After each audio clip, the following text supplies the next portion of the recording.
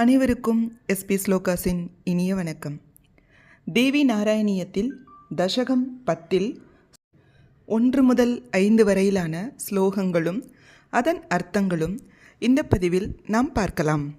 ஸ்ரீ குருப்யோ நமஹ.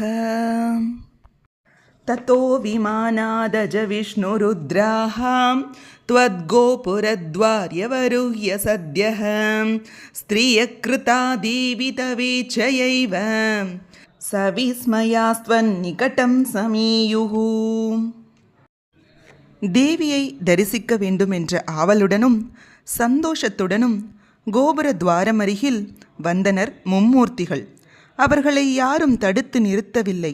அப்பொழுது தேவி கோபுர துவாரத்தை அடைத்துவிட்டு அவர்கள் மூவரையும் பெண்ணாக மாற்றினாள். கிருத பிரணாமாஸ்தவ பாதயுக்மம் நகேஷு விஸ்வம் பிரதிபிம்பிதம் தே விலோக்ய சாச்சர்யமமோகவாக்பிஹி ப்ருதக் ப்ருதக் துஷ்டூரம்பிகே த்வாம். பெண்ணாக மாறிய அவர்கள் ஒருவரை ஒருவர் பார்த்து ஆச்சரியமடைந்தனர். இது தேவியின் கருணையே என்று நினைத்து தேவியை நமஸ்கரித்தனர்.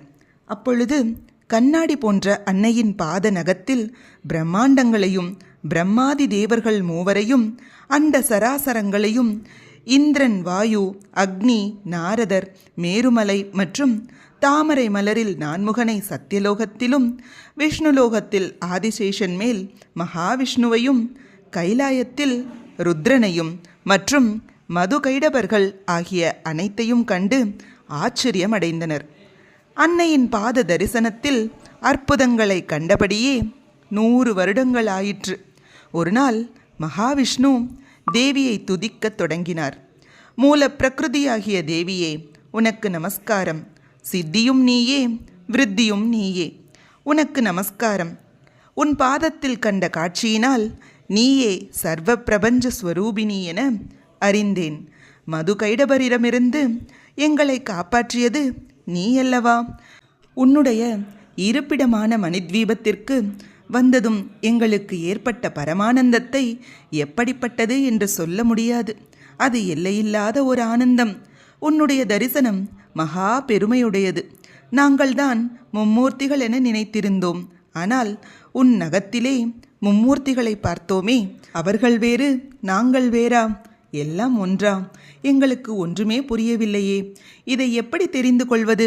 புத்திமான்களிடம் நீயே புத்தியாகவும் சக்திமான்களிடம் நீயே சக்தியாகவும் இருக்கிறாய். வைராக்கியம், செல்வம், கீர்த்தி, அழகு, சந்தோஷம் அனைத்துமே நீயாக இருக்கிறாய். இவைகள் அனைத்தையும் தருபவளும் நீதான். நீ மகா வித்யா ஸ்வரூபிணி. உன் பாதங்களில் நான் நமஸ்கரிக்கிறேன். சர்வ மங்களத்தையும் தரக்கூடிய மங்கள ரூபிணியே, உன்னை சரணாகதி அடைகிறேன். எனக்கு அகண்ட ஞானத்தை தருவாயாக என்று தேவியை வணங்கினார். அடுத்து ருத்ரன் துதிக்கிறார். ஹே சிவே, உன்னுடைய 3 குணங்களே சிருஷ்டி, ஸ்திதி, சம்ஹாரம் மூன்றிற்கும் காரணம். உன்னால் உண்டாக்கப்பட்ட 3 உலகங்களுக்கும் நாங்களா காரணம்? சிருஷ்டி, ஸ்திதி, சம்ஹாரம் அனைத்தும் உன் சக்தியே. விமானத்தில் நாங்கள் கண்ட உலகங்களை நாங்களா படைத்தோம்? பவானி, நீயே சொல். எங்களை பெண்ணாக மாற்றியதால் அல்லவா உன் பெருமைகளை நாங்கள் அறிந்தோம். ஜனன பந்தத்தை நிவர்த்தி செய்யும் உன் பாத தரிசனம் கிடைக்கப் பெற்றோம்.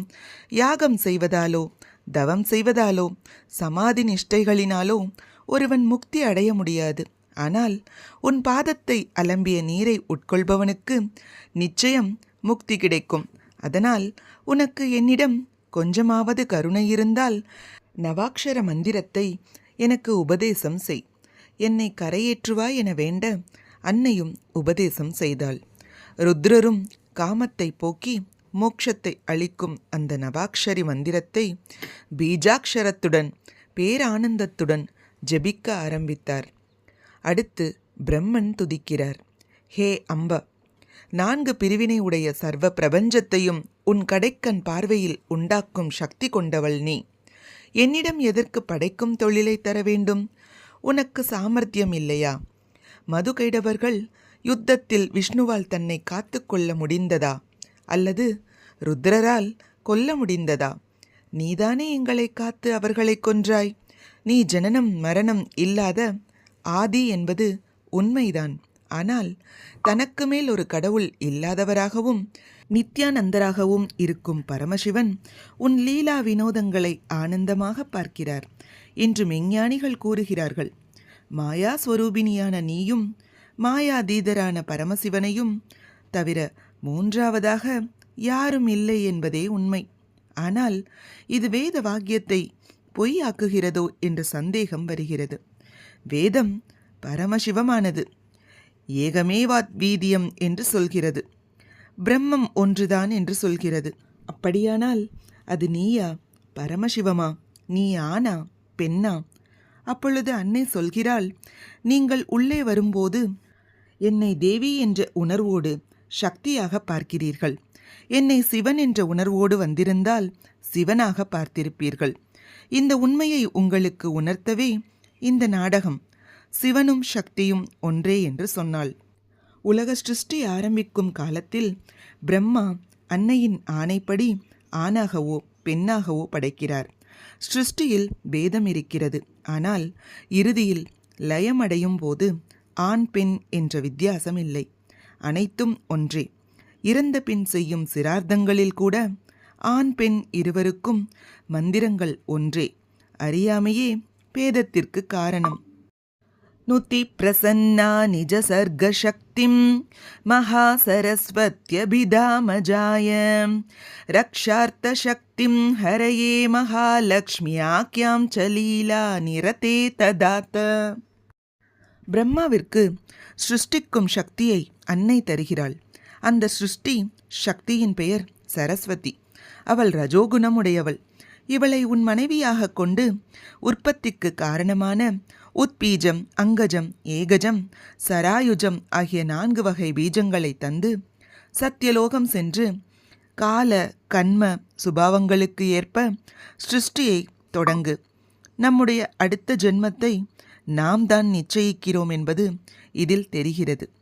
உன்னுடைய சிருஷ்டிக்கு தடங்கள் வரும்போது ஹரி அவதரிப்பார், உனக்கு உதவி செய்வார் என்று சொன்னாள். மகாவிஷ்ணுவிற்கு சர்வ சம்பவத்தையும் தருகின்ற மகாலட்சுமியை தந்தாள். இவள் எப்போதும் உன் மார்பில் வீற்றிருப்பாள். மங்கள ஸ்வரூபிணி, அனைவராலும் வணங்கக்கூடிய பெருமை கொண்டவள். அனைவரும் என்னிடமிருந்து தோன்றியவர்கள். அதனால் ஹரியும் சிவனும் ஒன்றே. இதை பேதப்படுத்துபவர்கள் நரகத்திற்கு செல்வர் என்று சொன்னாள். இந்த விஷ்ணு சத்வகுணம் மேலோங்கியவராக பரமார்த்த சிந்தனையுடன் இருப்பார் என்று சொல்லி பீஜாட்சரத்தோடு நவாட்சர மந்திரத்தையும் ஜெபியுங்கள். இது உங்களுக்கு சர்வகாரிய சித்தியையும் கொடுக்கும்.